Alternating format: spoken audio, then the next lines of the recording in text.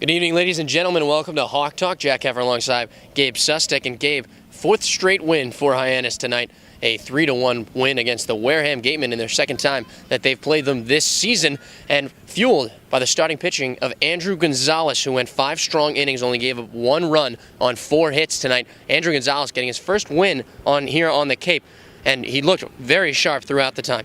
Yeah, he did. And Gonzalez, finally a time where guys have given him runs to work with. And Gonzalez, even though he only really goes 5 innings, he looks pretty good through all of it. Had a little bit of a bump early on, but he's able to deal with it. And I think that's the biggest thing you've seen with him and with a lot of the pitchers, that they face bumps, but they're able to get over it and kind of finish where they leave and leave it to the relievers. Andrew Gonzalez only giving up that 1 run in the 3rd inning, but in the 4th inning, it was all Harbor Hawks as they scored 3 runs on 4 hits against Zach Pop out of Wareham. One of those singles coming off the bat of Carl Stajduhar, gets an RBI single for the first time in 4 games, and Stajduhar pokes that one through the right side there, puts it on the ground. He had 2 hits tonight. Carl Stajduhar heating up here on the Cape League. Yeah, and I think when you talk about tonight, specifically for Hyannis, getting those 3 runs, only in that 1 inning, they really didn't do much after that. It kind of pushes forward what they've been able to do. I mean, the past couple of games, they've gotten hits and runs in different innings and able to kind of push the momentum, continue on in a game. But here it was really 1 inning they did it.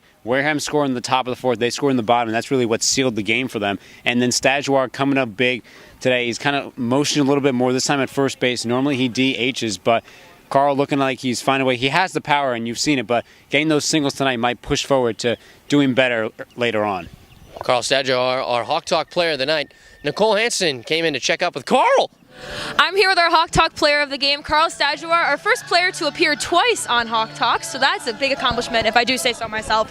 But the offense really came alive today in the 4th inning after Pop came in for Wareham. What was really clicking then that wasn't clicking against the starter?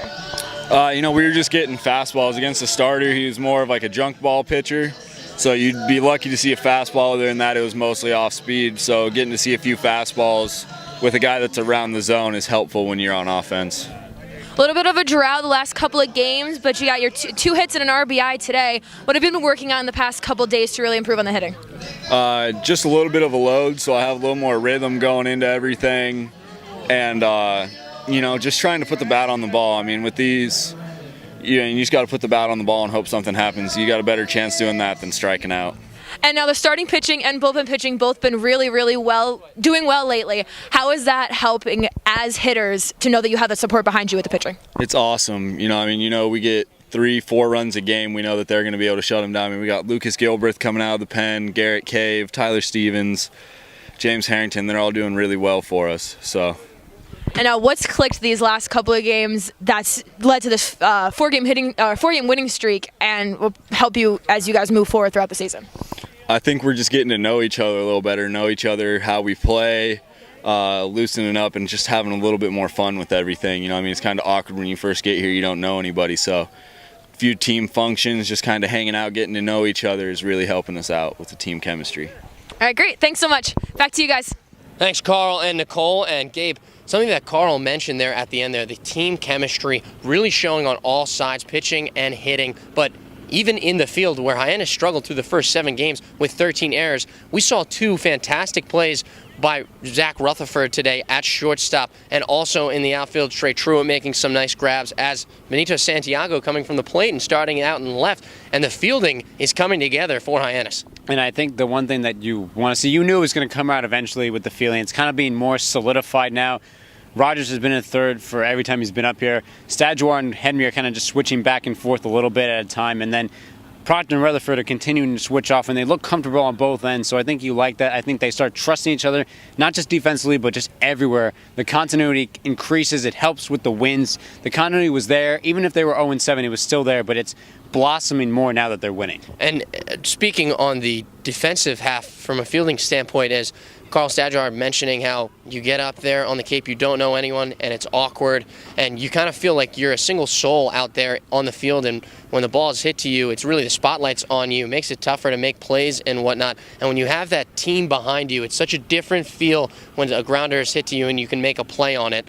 But a 3-1 win tonight here for Hyannis, going into a tough game against Brewster, who have hit 12 home runs here on the season.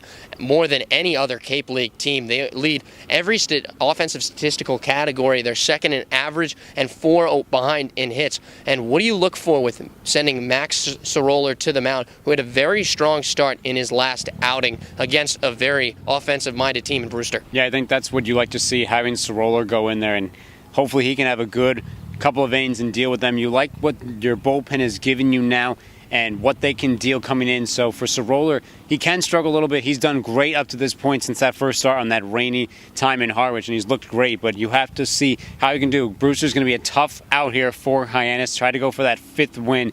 I think this time it's going to be have to rely on pitching while Hyannis can go around with the bats, but I think it's inevitable that Brewster will find a way to score runs, and it's how many they'll score and if Hyannis can score more than them. And Gabe, you mentioned the bullpen. You see a strong outing from Matt Naylor in his first full inning as a Harbor Hawk. Also, you see Tyler Stevens and then Garrett Cave with the 3rd straight win for Hyannis. And hopefully we see him tomorrow night against Brewster as they look for their 5th straight win. We'll see you tomorrow night at Brewster. For Gabe Sustick, I'm Jack Keffer here on Hawk Talk.